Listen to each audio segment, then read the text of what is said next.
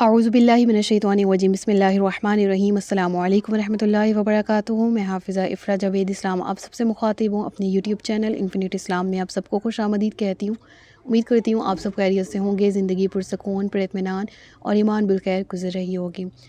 فقہ اور اصول فقہ سیریز جاری ہیں۔ سب سے پہلے I am really very sorry for uploading the series late because الحمد للہ آئی ہیو کنٹینیوڈ تفسیر سیریز، سو بیسیکلی ریگولرلی وہ والے لیکچرز تو اپلوڈ کر دیتی ہوں، لیکن یہ والے لیکچرز جو ہیں وہ کافی دیر بعد دوسرا لیکچر آتا ہے۔ اس کے لیے بعض اسٹوڈنٹس جو ہیں وہ کمنٹس بھی کرتے ہیں کہ where is the next lecture, so basically آپ کے لیے ہی آج دوبارہ میں نیکسٹ لیکچر لے کر آئی ہوں۔ ماخذ شریعت ہم پڑھ رہے تھے، کتاب اللہ ہم نے پڑھ لیا تھا، سنت رسول اللہ صلی اللہ علیہ وآلہ وسلم کنٹینیوڈ تھا، اور اس میں ہم سنت کی استنادی حیثیت پڑھ رہے تھے۔ استنادی حیثیت میں ہمارے سامنے 3 اہم نکات تھے، 3 اہم پوائنٹس تھے، جن میں سے پہلا پوائنٹ جرح و تعدیل، کسی حدیث پر، کسی سنت پر دیکھنا، اس کی اوتھینٹسٹی چیک کرنا، یہ جرح و تعدیل کہلاتا ہے یہ علم۔ اس کا ابتدائی تعارف ہم نے پڑھ لیا، انٹروڈکشن پڑھ لیا، اور شرائط پڑھ لیں کہ جارے کے لیے کیا شرائط ہیں جو کسی سیکنڈ پرسن پر جرح کا یا تعدیل کا حکم لگا رہا ہے۔ اگر آپ نے وہ لیکچرز نہیں لیے تو آئی مسٹ سجیسٹ کہ آپ پہلے ابتدائی لیکچرز لے لیں جرح و تعدیل کے، فقہ اور اصول فقہ سیریز والی پلے لسٹ میں ہی وہ موجود ہے۔ اگر آپ وہ لیکچرز سن لیں گے، سمجھ لیں گے، دین آپ کو آج کا لیکچر سمجھنے میں آسانی ہوگی، ورنہ میں بھی آپ کو مشکل کا سامنا کرنا پڑے۔ تو گزشتہ اسباق میں ہم نے شرائط جرح و تعدیل پڑھے تھے، آج کے سبق میں ہم آداب جرح و تعدیل پڑھنے جا رہے ہیں۔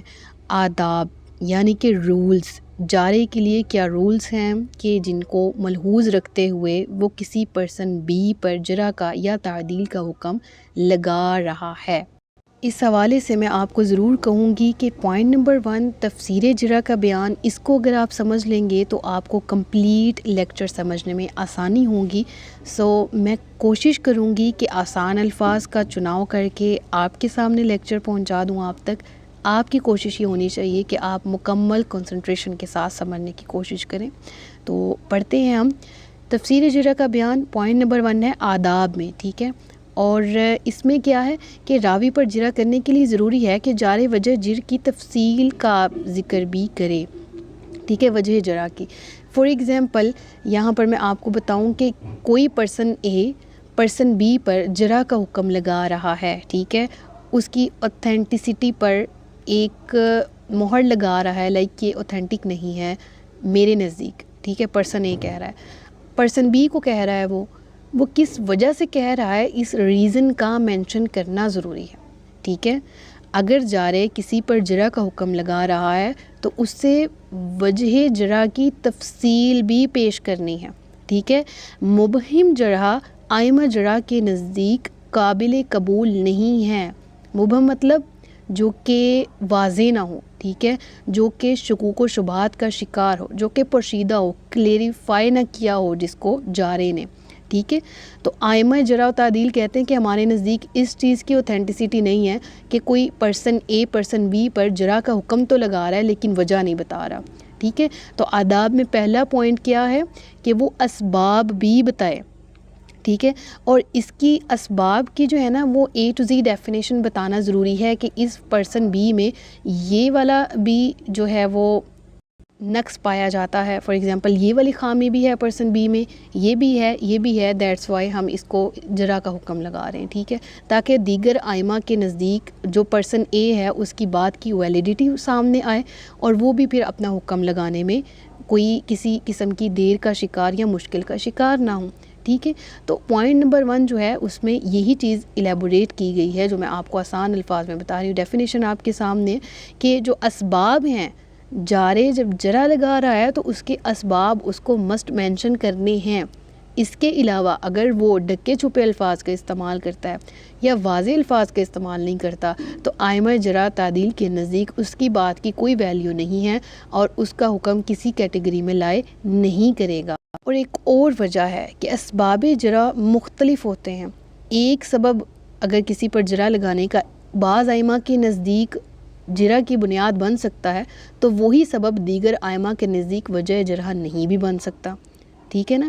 اسی لیے ضروری ہے کہ اگر کسی راوی کے بارے میں حکم لگایا جا رہا ہے تو پھر اس کی پرسنالٹی کے ایک ایک پرسپیکٹیو کو سامنے رکھا جائے، ٹھیک ہے، تاکہ اگر اس پر جرح کا حکم لگایا جائے تو اجتماعی طور پر تمام ائمہ کے نزدیک وہ جارح ثابت ہو، ٹھیک ہے، نہ صرف ایک پرسپیکٹیو بتا دینے سے. کیونکہ اگر آپ کے پرسن اے کے نزدیک پرسن بی پہ اگر وہ جرح کر رہا ہے، پرسن اے کر رہا ہے، اس کے نزدیک وہ جرح کے لیے اس کے پاس جو ہے مٹیریل ایک پوائنٹ ہے، ایک نقطہ ہے بس، کہ میں اس وجہ سے اس کو جرح قرار دے رہا ہوں، مجروح قرار دے رہا ہوں. اور دوسری طرف پرسن سی ہے، وہ بھی اس پرسن کے بارے میں انفارمیشن اکٹھی کرتا ہے، اور وہ جو پرسن اے اس پر جو بلیم کر رہا ہے، جو کلیم کر رہا ہے، وہ پرسن سی کے نزدیک باعث کلیم نہیں ہے. بات ایسا ہو سکتا ہے نا، پاسبل ہے. تو یہاں تضاد پیدا ہو جائے گا. اس تضاد کی صورت میں بھی کیا ہوگا وہ آگے چل کے پڑھتے ہیں. بہرحال اس پوائنٹ میں ہم نے دو باتیں سیکھی. ایک یہ کہ جو جرح کرنے والا جارح ہے وہ ہر لحاظ سے اپنی بات کو ثابت کرنے کے لیے دلائل پیش کرے گا اور جرح کے اسباب کو کلی طور پر مینشن کرے گا. ادروائز اگر اس کی جرح میں کسی بھی قسم کا شک پایا جائے تو پرسن بی پر کسی بھی قسم کا حکم پرسن اے کی وجہ سے نہیں لگایا جائے گا. I think this point is clear انشاءاللہ، الحمدللہ. اگر ابھی بھی کوئی کنفیوژن ہے تو آپ کمنٹس میں پوچھ سکتے ہیں، ٹھیک ہے. اگر آپ نے ڈیفینیشن پڑھنی ہے کہیں لکھنے کے لیے تو یہ آپ کے سامنے موجود ہے، لیکن انڈرسٹینڈنگ کے لیے آپ میرے الفاظ کو ہی آنکھیں بند کر کے دوبارہ سنیں گے تو آپ کو پوائنٹ اے کلیئر ہو جائے گا. پوائنٹ بی کی طرف چلتے ہیں. اعتدال. جرح و تعدیل اعتدال اور میانہ روی پر مشتمل ہوں، جس سے راوی اور اس کے جائز مقام و مرتبہ کو پرکھا جائے، نہ کسی کو اس کے مقام سے زیادہ بلند اور نہ ہی اس کے مقام سے گرایا جائے. یعنی اگر پرسنز جا رہے ہیں کسی کے بارے میں، اگر وہ یہ دیکھ رہے ہیں کہ حدیث بیان کرنے والے کی پرسنالٹی کیسی ہے تو مکمل انصاف سے کام لیں، اعتدال کے ساتھ چلیں، نہ حد سے زیادہ بڑھیں اس کی پرسنالٹی کے بارے میں، نہ حد سے زیادہ نیچے آ جائیں، بلکہ اعتدال پر، میزان پر فیصلہ کریں، ٹھیک ہے نا.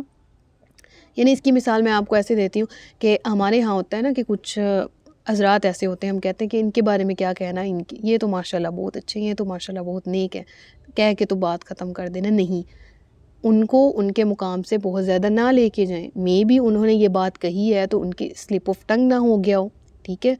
اور بعض اوقات ایسا بھی نہیں ہے کہ کوئی پرسن ہے اور وہ بات کر رہے ہیں، somehow ان سے کہیں نہ کہیں غلطی ہو گئی ہے کسی حدیث کے بیان کرنے میں، لیکن ہمیشہ وہ غلطی نہیں کرتے، اور یہاں پر جرح کا حکم لگانے والا ہے ان کو، پرسن بی کو جن پر جرح لگائی جا رہی، ان کے مقام سے زیادہ ہی نیچے لے آیا ہے کہ ان کی بات ہی ہم نے نہیں سننی، یہ تو بات ہی غلط کرتے ہیں. ایسا بھی نہ ہو، ٹھیک ہے. مثال دے کے سمجھایا ہے.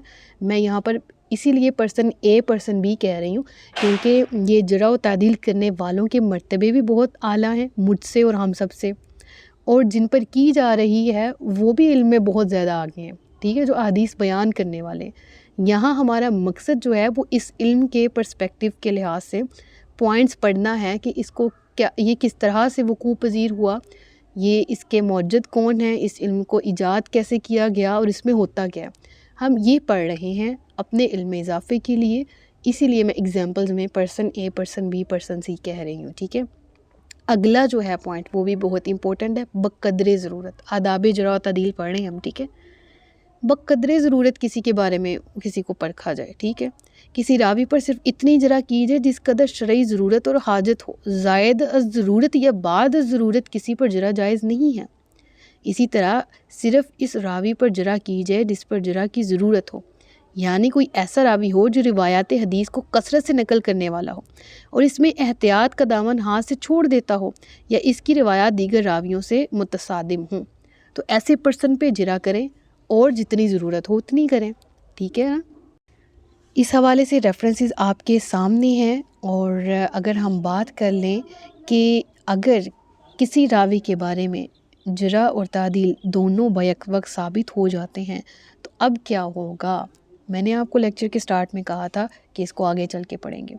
تو بہرحال آپ پڑھتے ہیں کہ اگر کسی راوی میں جرح و تعدیل دونوں جمع ہو جائیں تو کس کو ترجیح حاصل ہوگی. اس سلسلے میں ائمہ جرح و تعدیل نے کچھ رولز ہمارے سامنے رکھے ہیں، اور دیز آر. پوائنٹ نمبر 1 از اگر جرح و تعدیل دونوں مبہم ہوں تو تعدیل کو ترجیح حاصل ہوگی، کیونکہ جرح کا مفسر ہونا شرط ہے. اور یہ بات آپ کو میں نے لیکچر کے بالکل سٹارٹ میں کہی کہ پوائنٹ نمبر 1 اگر آپ کا کلیئر ہے تو آگے والا لیکچر آپ کو سمجھنے میں آسانی ہوگی۔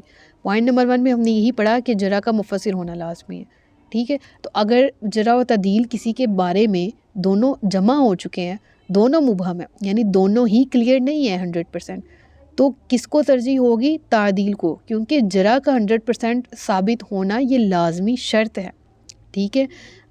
اب دوسری جگہ پر دیکھ لیں، پوائنٹ نمبر 2 دیکھیں، اگر جرح مفسر اور تعدیل مبہم ہے تو کیا ہوگا؟ تو جرح کو اوبویسلی ترجیح حاصل ہوگی، کیوں؟ کیونکہ جرح مفسر ہے، جرح میں each and every thing clear ہے، تو اب ترجیح کس کو حاصل ہے؟ جو چیز مفسر ہے، جو مبہم ہے اس کو چھوڑ دیا جائے گا، اگرچہ وہ تعدیل ہی کیوں نہ ہو، جیسا کہ یہاں پر ذکر ہے۔ اور جرح کے مفسر ہونے کو کیوں اتنی اہمیت حاصل ہے؟ اس سے جارح کے عادل ہونے کا پتہ لگتا ہے، اس سے جارح کے معدل ہونے کا اور علم پر فائق ہونے پر یہ چیز دلالت کرتی ہے کہ وہ شخص کتنا عادل ہے، کتنا اس نے میزان میں پرکھا کہ جرح میں ایک ایک چیز لا کے رکھ دی ہے۔ اب ہمارے سامنے جرح ہے اور تعدیل بھی ہے، تعدیل مبہم ہے، جرح مفسر ہے، تو ہم جرح کو لیں گے، ٹھیک ہے؟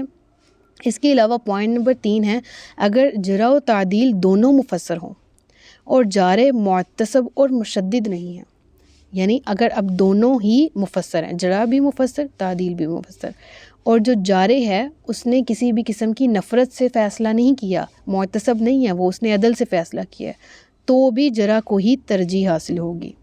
اگر جارح معتصب ہے یا متشدد ہے، یعنی اس نے اگر معلوم ہے کہ اس نے انصاف سے فیصلہ نہیں کیا بلکہ اس کا کوئی اناد بیچ میں آیا ہے کہیں نہ کہیں ان اے وے، تو پھر اس صورت میں تعدیل کو پریورٹی حاصل ہوگی، ٹھیک ہے؟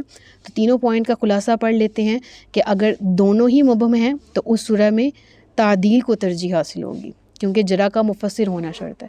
اگر جرح مفسر ہے، تعدیل مبہم ہے، تو اس صورت میں مفسر جرح ہے تو جرح کو ہی اہمیت حاصل ہوگی، اسی کو پریورٹی پہ رکھا جائے گا۔ اور اگر دونوں ہی مفسر ہیں تو اور دیکھا جائے گا اس میں دونوں صورتوں میں جرح کا حکم لگانے والا اگر معتصب ہے تو کیا دیکھا جائے گا؟ تعدیل کو پریورٹی پہ رکھا جائے گا۔ اگر پتہ لگے کہ اس نے انصاف سے ہی فیصلہ کیا ہے تو اس صورت میں جرح کا حکم ہی پریورٹی پہ رکھا جائے گا۔